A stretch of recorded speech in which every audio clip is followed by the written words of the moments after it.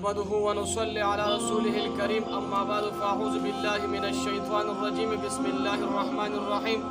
عزتمندو مسلمانانو من به ان شاء الله تعالی نن دا بیان کو چې د بسم الله دا یو ډیر لوی فضیلت دی. د دې د وجنه امام رازی رحمت الله علیه تفسیر کبیر کې د بسم الله الرحمن الرحیم چې کومې نقطې ذکر کړې دي په هغه کې یو واقعا ذکر کړی ده چې یو کارته حضرت عیسی علی نبینا و علیه السلام مبارک په سفر باندې تلو دا یو قبر سره تیریدو نو ویلیدو چې دا عذاب پرشتي مړي ته سا عذاب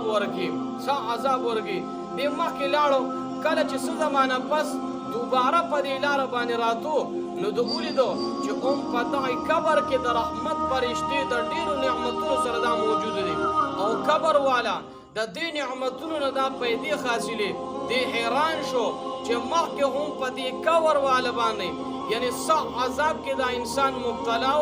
او اوس ور سره د رحمت پرشتي ډېر نعمتونو سره دا موجود دي. نو حضرت عیسی علی نبینا و علیه السلام مبارک منځو کو او د الله تعالی نه د حقیقت حال واضح کولو د پاره دعا وکړه. الله وتعالى راولېګل اے عیسی علیه السلام مبارکا دا بنده ډیر ګناهګارو کله چې دی وفات شو نو د خپل ګناهونو د وجنه زما په عذاب کې راګیر شو خو د وفات کېدو په وخت کې د بیبي دا حامل وه یعنی ماشوم یې په خېټه باندې کله چې د هغې بچی پیدا شو او څه اندازه هغه غټ شو نو دې زنانه دا ماشوم استاد ته حواله کو. استاد ماشوم ته بسم الله الرحمن الرحیم یعنی دا یې ورته زده کړو او ورته ووی چې ای بچیا ته ووایه بسم الله الرحمن الرحیم. نو الله فرمایل چې بس اوس ما تر دې خپل بنده نه حیا راځي چې زه ته د ځمکې د لاندې په قبر کې عذاب ورکوم او د ده بچي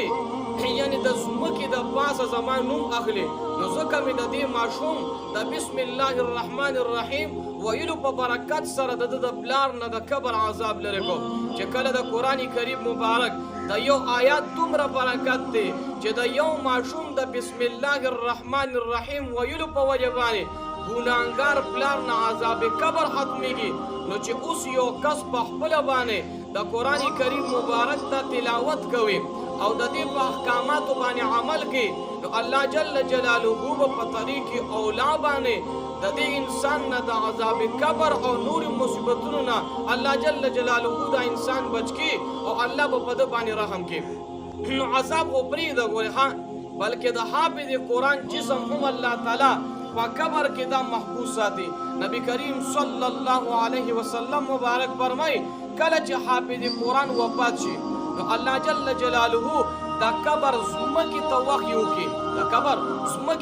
وکړي ته د حافظ قرآن کریم او وحه دا ګورې مخوره دا قبر دا ځمکه ورته عرض وکړي یا الله پاکه زه سینګر د غوښه وخورم حالان کې د ده په سینه کې او د سینه کې دننه زړه کې ستا کلام یعنی قرآن کریم مبارک سره دا موجود دی. نو وګوره دور عظمت الله جل جلاله هغه چاله ورکړي چې کم سړي قرآن دا په سینه کې پروت دی. ګورې د قرآن کریم مبارک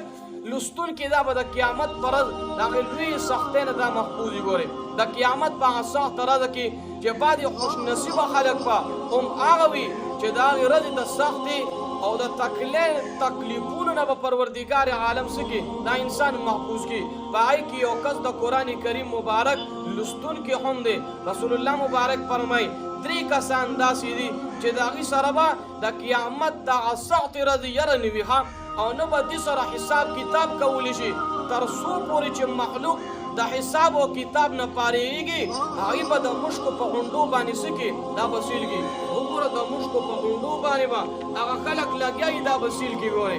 یو هغه کس دی چې د الله جل جلاله د رضا دپاره قرآن کریم مبارک دا ولوستو او د یو قوم امامت یې داسې وکړو چې هغې د ده نه راضي وي. دویم نمبر هغه کس چې هغه خالص د الله جل جلاله د رضا دپاره یعنی خلق مانځه طرف ته رابلي او درېیم هغه کس چې هغه د خپل رب الله جل جلاله سره هم معامله ساتي او د خپلو ماتحتو د لاسه یعنی د لاسه لاندې کسانو سره هم معامله کوي کنز العمال کې یو اوږد حدیث ذکر کړی دی چې د هغې څه لږه حصه تاسو ته به رانقل کړم چې نبي کریم صلی الله علیه وسلم فرمای یدفع عن مستمع القرآن سوء الدنیا د قرآن کریم مبارک اورېدونکي نه به په دنیا کې سختي او تکلیفونه دا دفع کولی شي او د قرآن کریم مبارک د تلاوت کوونکي نه به په آخرت کې مصیبتونه او عذابونه داسې عذابونه به دا دفع کولی شي او کوم کس چې د کتاب الله د قرآن کریم مبارک یو آیات ووري او د ده دپاره د صبیر یعنی عرف په اندازه د سرو زرو نه دا بهتر دی او د کتاب الله یو آیات تلاوت کول د ده دپاره د اسمان د لاندې ټولې شیزونو نه سرې دا بهتر دی ګورې نو وګوره قرآن کریم مبارک دا یو عظمت والا کتاب دی نو واسطه